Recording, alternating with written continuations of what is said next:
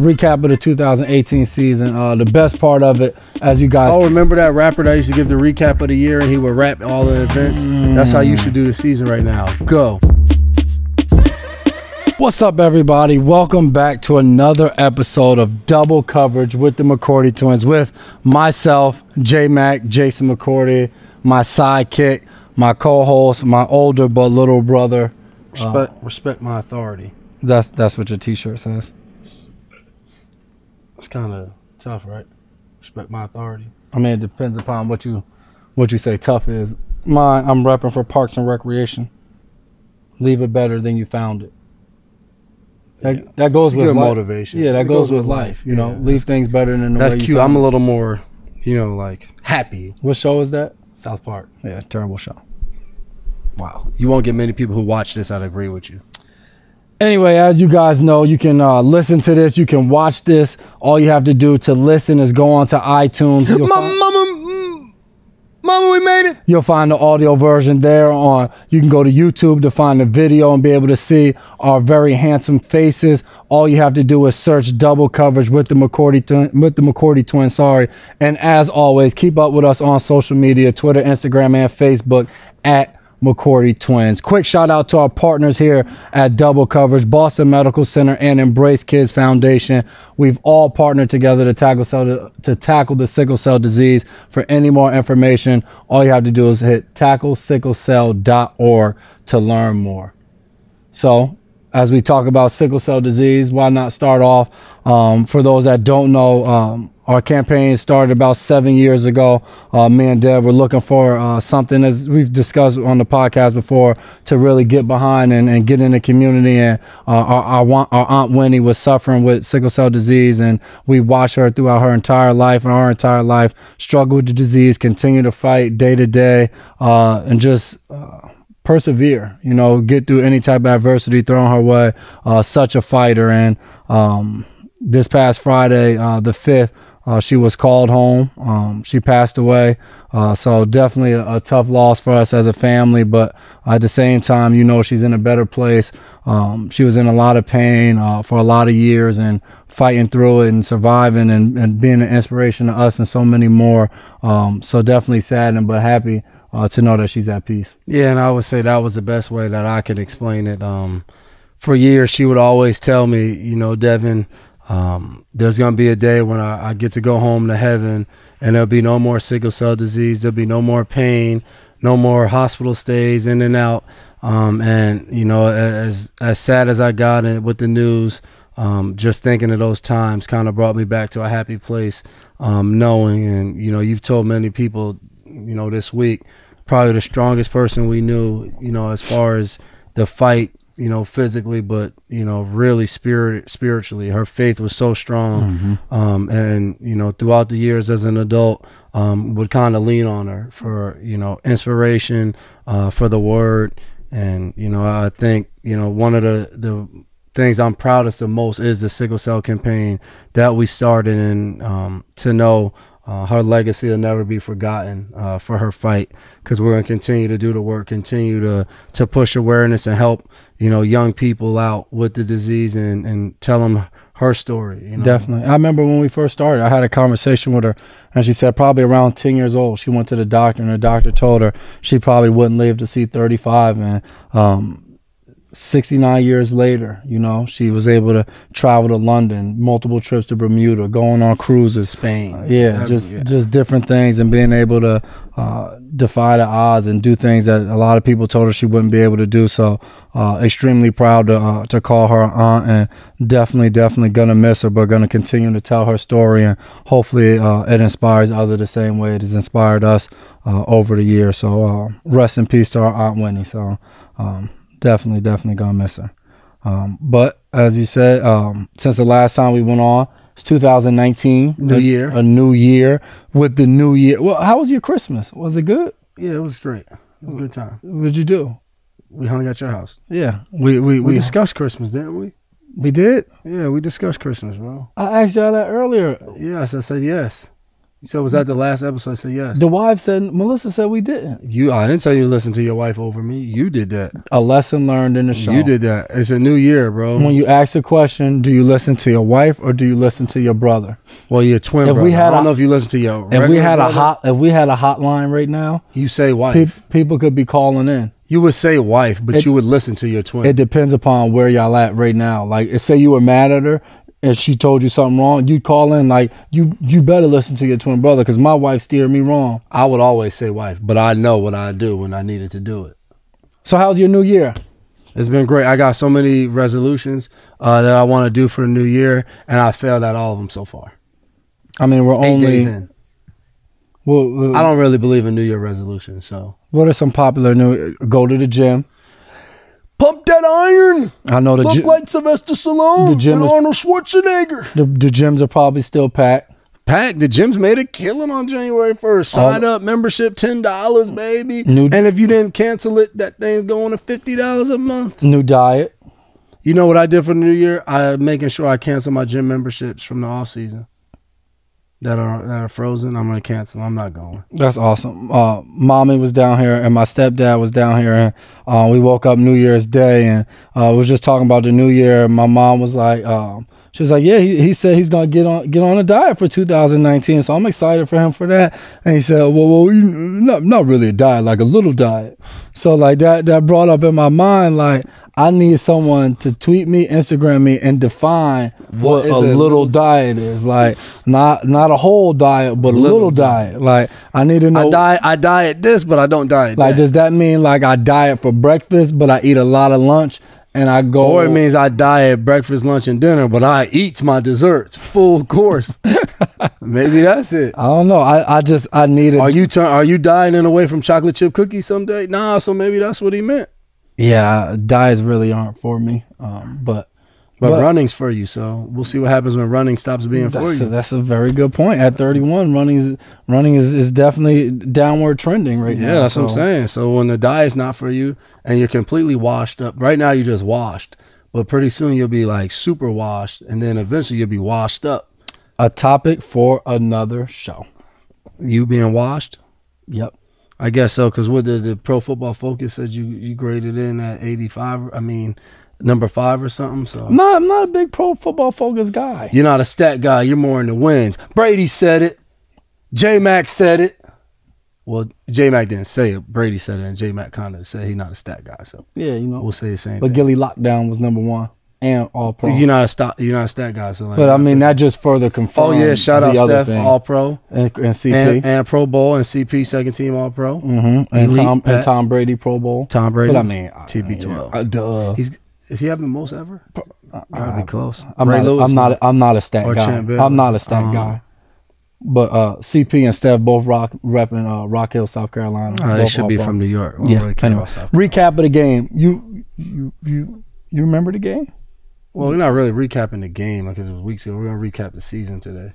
Yeah, the last game of the season. I'm just saying. You remember it?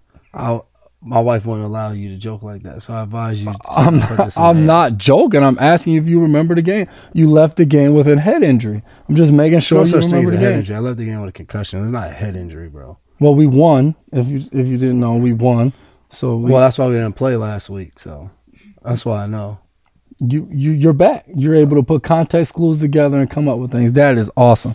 But like you said, recap 11-5. Best season by far I've ever had in total of wins. Well, not by far. You've had 9 wins, so it's not by far. And all 18 of those wins in those 2 seasons did not equate to playing after the postseason. So by far, the most amount of wins I've had. No, by far the best season you had because you get to play in the playoffs. But it's not by far. It's 2 games. Yeah, but 9-7 is right off mediocre. You just missed 8-8. And 11-5 is a little above mediocre. It's above average. Without a doubt. 16-0, elite. 15-1, almost elite. 14-2, great year. Thank you for that. Right. Just trying to help you out. Numbers don't lie. Anywho, recap of the 2018 season. The best part of it, as you guys... Oh, remember that rapper that used to give the recap of the year and he would rap all the events? That's how you should do the season right now. Go. No. We started in Houston. We started in Foxborough. They had problems. Then we went on the road, and we had problems. Jacksonville, Detroit took us out. But we came back. Who did we play fourth? I'm going back to Miami. We played Miami at home in Foxborough. That's Cali. Yeah. That's not Miami. Then we rebounded. Then we played Miami. Then came Thursday, and we played Indy. I don't know who we played after Indy. Me neither. We were so good, but so bad. But it was a good 2018 season. Wrapped up, first time getting to play with each other. Fun season. Ups and downs of a season. Character building season. Adversity. But I think when you play in this league for a while, you get to kind of, when the season ends, just take maybe an hour, 2 hours to kind of reflect that, I finished another season.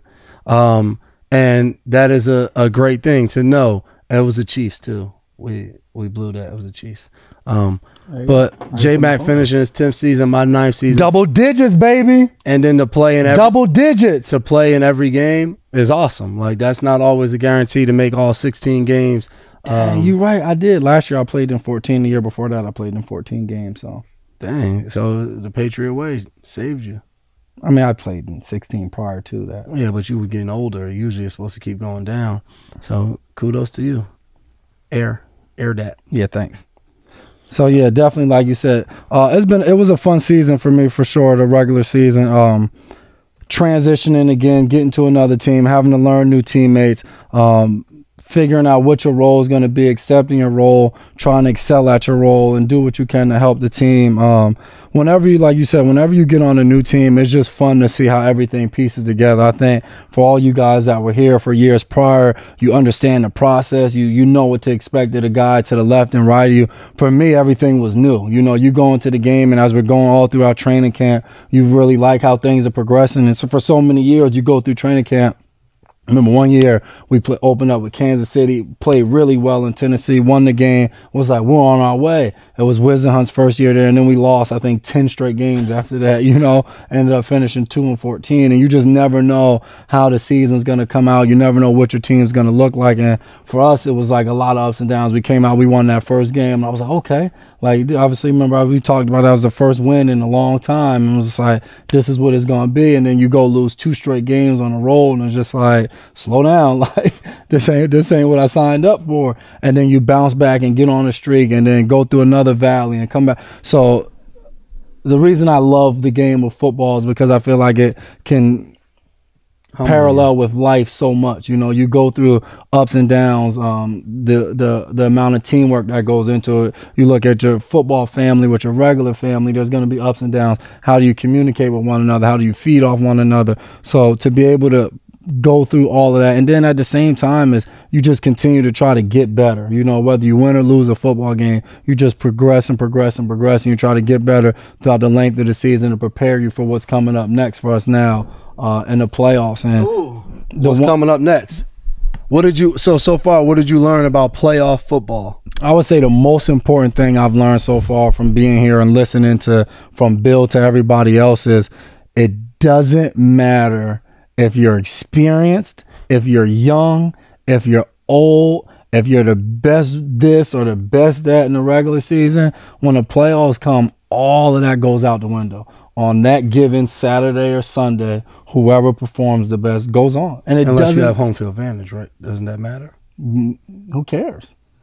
3 out of 4 teams in the wild card lost at home. It's like, who cares? Like, what advantage does it give you? The fans are yelling for you. I mean, that's not going to help you perform better or worse on the field. So definitely, I would say you have a lot of playoff myths that go on that I'm learning about. So I would say that's definitely been the main thing. At the end of the day, to play the teams that win in the playoffs play the best football in the playoffs.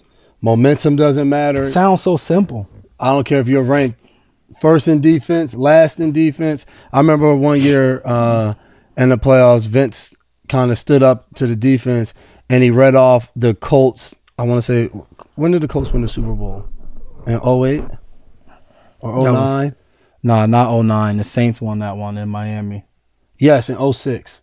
when they beat the Bears, and he read off the defensive stats for the season, and like it was like bottom third of the league in every stat, and then he read off the stats of the Colts in the playoffs, top defense in the playoffs, outplayed almost every team's defense in the playoffs, and it was kind of a reminder, whether good or bad, none of that goes with you into the playoffs. Like, you can't say, man, we were good at this, so we don't got to worry about that because we're going to be good. You just got to go play football. And I think I've been fortunate enough to each year to make the playoffs and have a bye week. So to watch those games, like Bill always says, when you get that bye week in the playoffs, that has nothing to do with home field. You get to go to the next round of the playoffs without playing a game. You've won a game. You already won a game in the playoffs without having to play. And at the same time, you're going to be playing a team that's already won a playoff game. That's the disadvantage of it. That's coming in feeling really good about what they just accomplished the week before and watching those wild card games this past weekend. Let's recap those games. I mean, who we want to start with? We'll start with the first one. I mean, Indy and Houston. Got to be tough to play a team 3 times in one season. You know, I remember we lost like that in 2010. Beat the Jets. We lost to the Jets second game of the season. Played them like week maybe 13 towards the end of the season. Beat them bad. Then they came here. We had home field advantage. We had the bye week. We were the 1 seed, I think, in the whole AFC. 21-11, they beat us, and we really didn't have a chance all game. Mm-hmm. So watching that game was similar, I felt like. Yeah, I mean, you look at Houston, one of the best run defenses in the league. Marlon Mack in Indianapolis, I think they put up 200 yards rushing. Andrew Luck was comfortable making throw after throw. T.Y. Hilton wore the clown mask. How we feel about the clown to the stadium? I felt like that was all that was fun and that was competitive and that was like that true divisional game rivalry. Exactly. Like T.Y. Hilton said, playing in Houston is like playing a home game. Jonathan Joseph was just like, man, he's a clown for saying that. I ain't like that. And he was like, I'm gonna show you a clown when I show up on Sunday. So like that to me was really cool. I mean, I didn't understand the mask that the Ravens wore to the game. I don't like not knocking it. We didn't get the inside scoop. Yeah, I don't know. T.Y. Hilton explained. We probably should have researched that to see if someone explained what the. But I mean, once they lost, I'm not trying to explain that either. About I ain't got much to say. I don't know what it consisted of, but yeah, Indy went out there and took care of business, played well, was able to execute and to go up 21-zip. It's a great advantage. You want to play from ahead, and that define it. If you were playing Madden, you'd have to get off the sticks. So that's exactly how you draw it up the night before. Then we jump to the second game, Dallas and Seattle. Prayers up to Hearns. Gruesome injury on the field. Very gruesome injury. That was rough. But that was a very competitive game, back and forth. Really good defenses playing very stout football. We got to watch that game while we were down in Florida. Grabbing some food, so that was an intense game. Just fun to watch Russell Wilson and Dak Prescott go back and forth. It seemed like it was like 2 similar teams just going in. Doug Baldwin makes a great play and great catch, then Dak comes and makes a great scramble. Like, it was just back and forth. What do they say? That was true playoff football. Then we got to Sunday, open the day with the Chargers in Baltimore, another game where the teams just played, and that was a really good game. Yeah, the Chargers came out with 3 safeties. You know, I'm all about that. Shout out to Chargers putting 3 safeties on the field. Why not put as many safeties as you want out there? You was able to stop the run though, in doing so. Back and forth, limiting Lamar Jackson, not letting him get outside the pocket much, forcing him to try to make throws from the pocket, force some turnovers, and it was a game of kind of field goals throughout. Yeah. And back and forth, was able to score kind of late and seal the game. Which you and then thought Lamar Jackson still, come back, throw a pair of touchdowns to Crabtree, and it's just like you look up, it's like it's a 7-point game, you know. But weren't able to finish it out, and the Chargers were able to come out on top. And I think we've talked about Phillip Rivers on here before, how great of a quarterback we thought he is, and the way he fights, the way he competes, the way he trash talks. I was just watching, a fun guy to compete against. I was just watching on a fumble, not this playoff game, but the time before they played Baltimore, and Young scoops the ball up and he's taking it back to the touchdown, and Phillip Rivers runs right at Carr like he's about to hit him on the touchdown because his Carr's behind Young, and he just fades off. And I'm like, it looked like every ounce of him wanted to hit him, but he was like, that's not the best decision for the team. Yeah, man. And then we go to the nightcap. You know, Philly and Chicago, which obviously back and forth game, gutty game. Chicago, without, two of their better players in the secondary. Eddie Jackson couldn't play with an ankle, and Callahan got hurt, I think, the week before, was out, and just those teams just battle. And Golden Tate, a late trade at the deadline, makes a huge touchdown. You never know who is going to be in the playoffs to put them ahead. You just never know. And tough goal for Cody Parkey. I was with him last year in Cleveland for training camp. Really, really good dude. The guy dropped to a knee, and thank God, as soon as he missed the field goal. Opportunity, no question. And tough. You just tough. As a kicker, but I do believe it was tipped. It was tipped. Yeah, no question. You want to make that kick. You want to give your chance to teammates. It's just sometimes it just doesn't work out. It's not your day. Sometimes. As Mommy says, somebody's got to win, somebody's got to lose. So hopefully you're the winner. Shout out Mama Matt. Yeah, feels better to be the winner. Shout out Mama Matt. Brings up to our matchup coming up this week. LA Chargers are coming into town. I said LA, didn't say San Diego. Give me credit for that. It'd be a tough game. Definitely. Best record in the AFC, tied with the Chiefs. Really won games all year, and we got a battle. I like playoff football because there's not much to talk about. Like, you don't know how the game's going to go. No one really cares about the last regular season games, and no one cares about that we played them last year in 2017. It is just going to be a dogfight battle Sunday at 1:05. It's a battle for tomorrow. So there is no holding this play in your back pocket, or it's all Speaking out. of tomorrow, like, you haven't had that, but you've had where you clean out one of the worst feelings is in the playoffs when you lose, like those teams that lost on the wild card, and those 24 hours. You plan to win. So, like, you're not thinking about when we lose. You're thinking about, next week, or not even next week. You just, you think we play Sunday, we come back in Monday. All positive thoughts. That's just how you think. And, that's probably one of the worst feelings that I'll say I've ever had, is losing to the Jets my rookie year, and you come back in and it's like season's over. The equipment staff's handing out the garbage bags, you clean out your locker, everything is just over with. It's 24 hour boom, and that's it. That's your season. So yeah, like you said, you're fighting to come to work the next day. No question. And I said that after we played the last game of the season, I really didn't have anything to look ahead of other than at that point was Wednesday's practice. I get to come here on a Wednesday and work again. And go to practice. We get to go there again this week. No doubt about it. There's so many guys that I've been in that. Monday you coming in, the cameras are all in there taking pictures, taking video while you're dumping all your stuff into garbage bags. It's just not a great feeling. So everybody's packing up, that sucks. And not only are players packing up, a lot of coaches. Yeah, we spoke about that the last time. We talked about the whole Black Monday, and it's here now. Yeah, a lot of coaches went packing. I think it was eight coaches, 8 vacancies. So some of them already starting to get filled. Mm-hmm. Green Bay with Matt LaFleur, OC coming from Tennessee. I don't know if you saw it. They said Arizona. Where's he going, Matt LaFleur? Shout out Kev. He's going to Green Bay. Going to Green Bay. I just said that. Yeah. Matt LaFleur going to Green Bay. And then, hey, shout out my man Kingsbury. Yeah. They try to deny. Where was he at? USC? USC can't hold me back. Can't hold me back. Going to Arizona. That's how he broke out, like, ah. So, when something like that happens, because what they say, he was going to resign, or did he resign, or he was going to? I don't know. I think they ended up letting him do it. So, who knows? He's free. But I'm saying, when you talk like that, that means you got a job on the table somewhere. Would you agree? Yeah. Yeah. So he's heading to Arizona, and this is a Tuesday. These are all reports as of Tuesday. So when the podcast drops, don't get mad at us if say we late. Things change. They said everything is subject to change. They said Tampa Bay. Broke 2 minutes ago. Schefter. Yeah. Oh, check your phone. We don't see. We old school with it. Schefter pulls out the phone.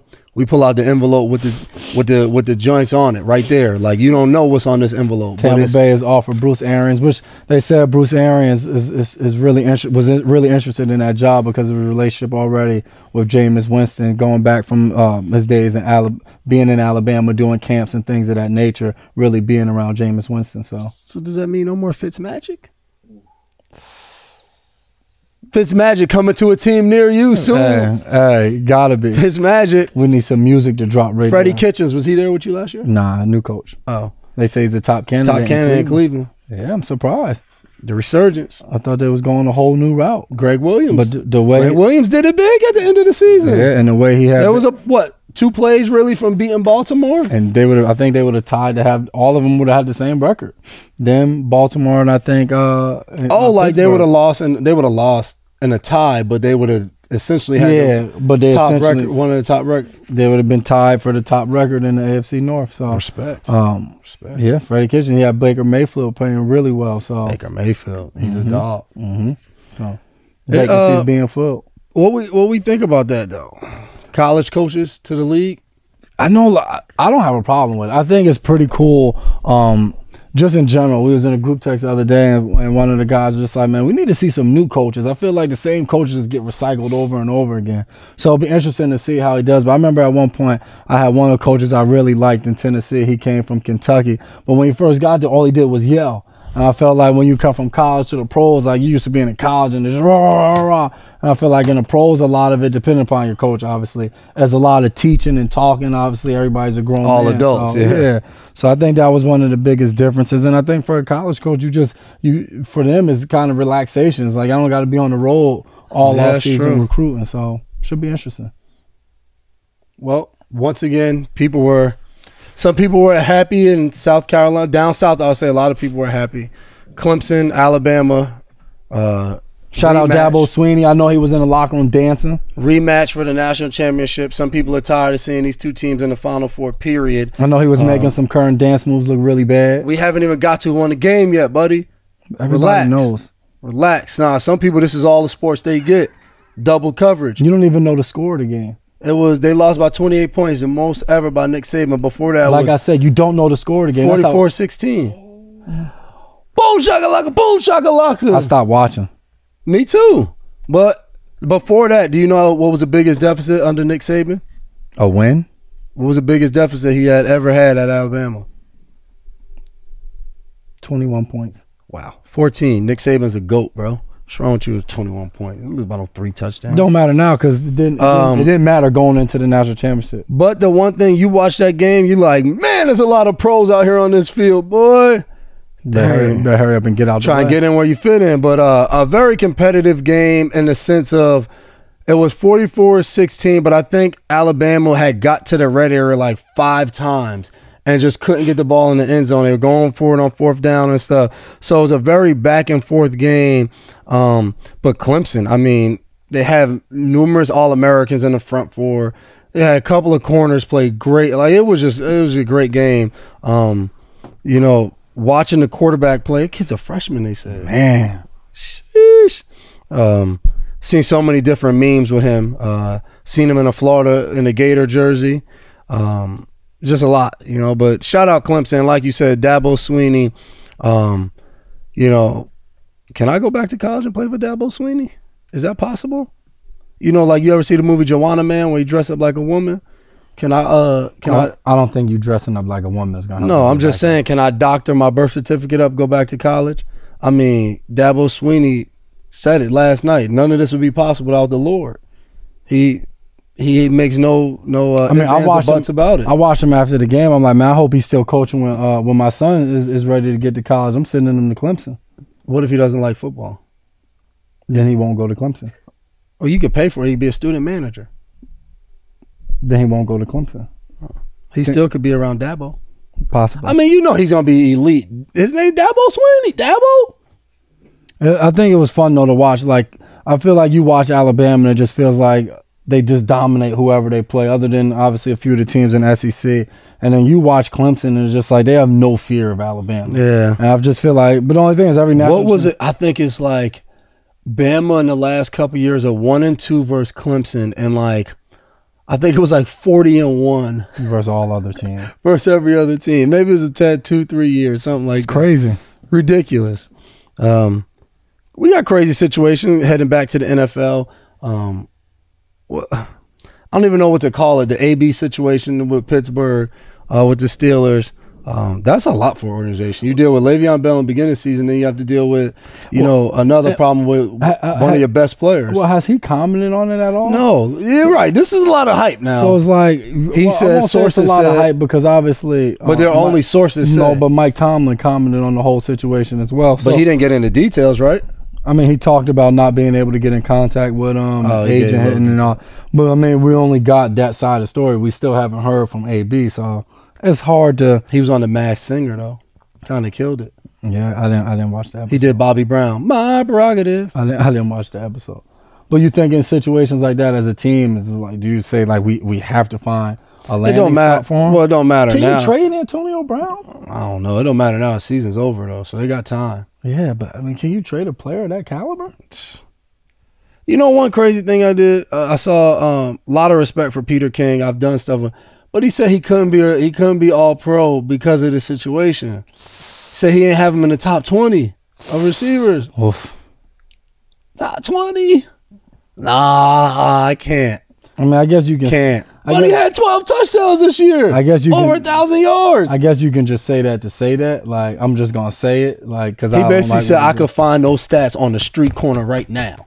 I could go right now to anywhere and find that. I mean, nah, he tripping. I mean, AB is one of the best receivers in our league. I don't know about that. Top 5 for sure. Yeah, I don't know about that. He's right there. You can argue him number 1 if you want. Yeah. So I mean, you really like. Not if you want, you got to. Yeah, like, you gonna argue. If you say he not one, you gonna argue with somebody. Yeah, you definitely gonna argue with somebody. No doubt about it. But it'll be interesting to see how that plays out. It man. will. I mean, because you see, we've seen top players get traded. Teammates have commented on it. Yeah, and you obviously, and you've seen great talents. Amari Cooper this year, Khalil Mack. You've seen top talents get traded. So. It will be interesting, especially all this stuff happening now. You still have a draft. You have free agency. Like, you don't know what directions teams will move into going forward. No, that's true. That's true. Moving on to the next segment. What's up in the group chat? The group chat. Oh, two topics we will not be talking about in the group chat today that you might expect to hear. We all know Donald Trump's an idiot, so we will not talk about the government shutting down and how ludicrous that is. Because we just don't want to. Thank you for covering that. We don't want to give him extra airtime on double coverage. Move on. You just did. Move on. I'm just saying we can give the man a minute and a half, but that's it.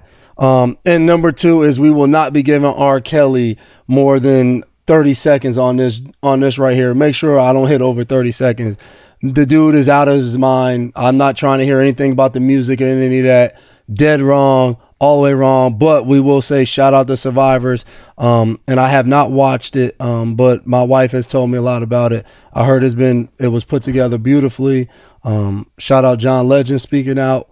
But I'm not commenting because you are very ridiculous. So we will not be talking about him.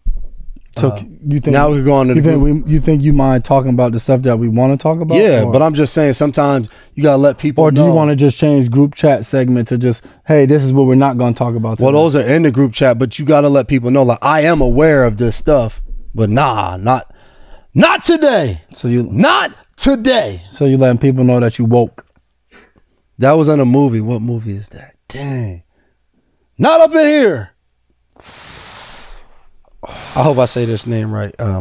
Centoya Brown, granted clemency by the governor in Tennessee, Governor Haslam.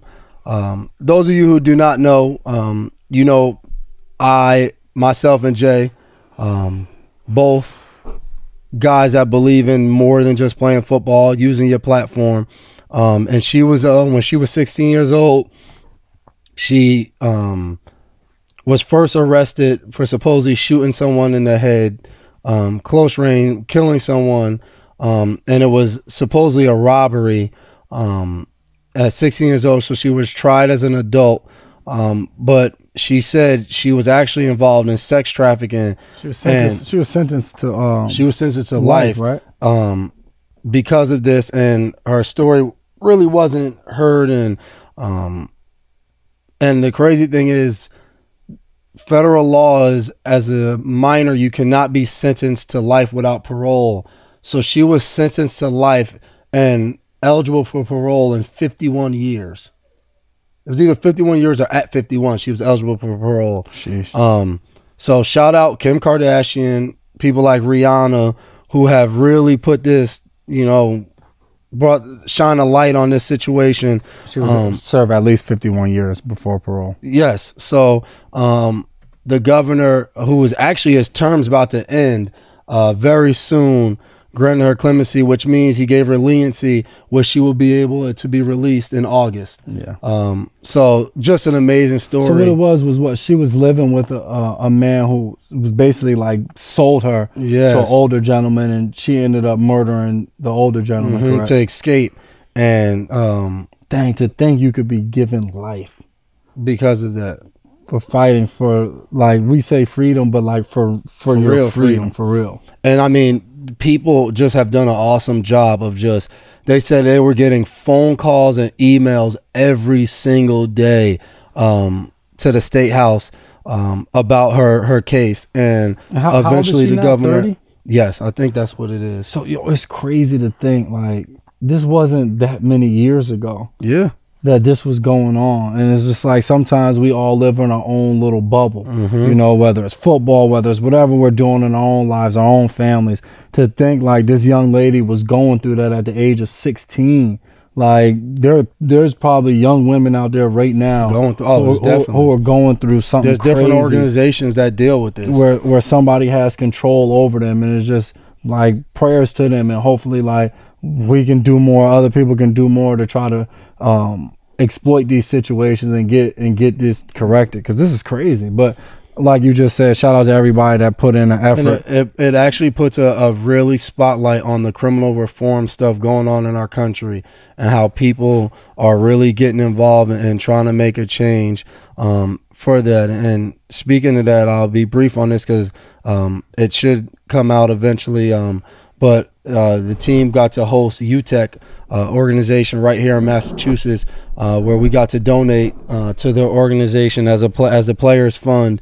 They do work with young adults really who have been either on the streets in gangs, or they've been incarcerated in their release, and they deal with reentry, and their recidivism rate is, I think, 10%.